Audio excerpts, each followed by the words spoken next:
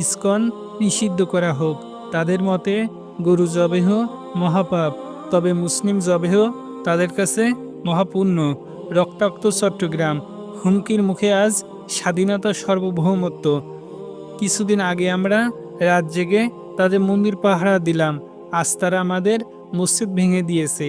এর প্রধান কারণ হলো আজ আমরা তরবারি বেচে জায়নামাজ ও তসবিদানা কিনে নিয়েছি। এদেশের 90% মানুষ মুসলিম আর সম্ভবত 6% মানুষ হিন্দু, কিন্তু ইসকন নামে কিছু উগ্র হিন্দু তারা আমাদের মানচিত্রকে খাবলে খেতে চাচ্ছে। আমরা 24-এ নতুন স্বাধীনতা পেয়েছি, কিন্তু স্বাধীন হতে পারিনি। যতদিন আমরা ভারতের গোলামি হতে মুক্ত হতে না পারবো, ততদিন আমরা স্বাধীন হতে পারবো না। আমাদের প্রভু এক আল্লাহ, যিনি সর্বশক্তিমান, যিনি আরশের উপরে থাকেন। আর ইসকনদের প্রভু যিনি জেলখানায়, তাদের সেই প্রভুর মুক্তির জন্য মিছিল চলছে।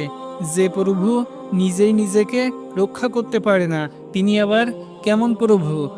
মূল কথা হলো, আমাদের এই ছোট্ট দেশে আমরা হিন্দু, মুসলিম, খ্রিস্টান এবং অন্য ধর্মের মানুষ একসাথে শান্তিপূর্ণভাবে বসবাস করতে চাই। কিন্তু তারা যদি আমাদের দেশে বিশৃঙ্খলা করতে চায়, তাহলে আমরা এর দাঁত ভাঙা জবাব দেওয়ার জন্য প্রস্তুত আছি।